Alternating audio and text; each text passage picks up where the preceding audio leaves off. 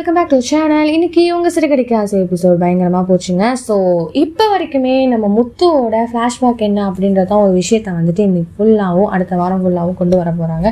So இன்னைக்கு பார்த்தீங்கன்னா நம்ம மீனா கிட்டே எல்லா விஷயத்தையும் எடுக்கிறாங்க.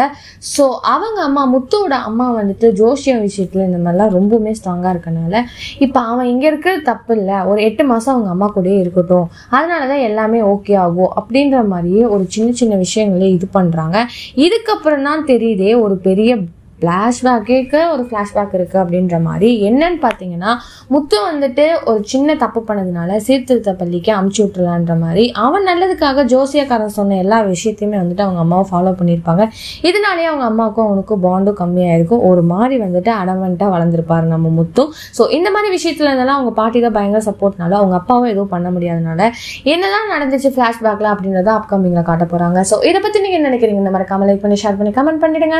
அப்படியே சப்ஸ்கிரைப் பண்ணிடுங்க. பாய் பாய்.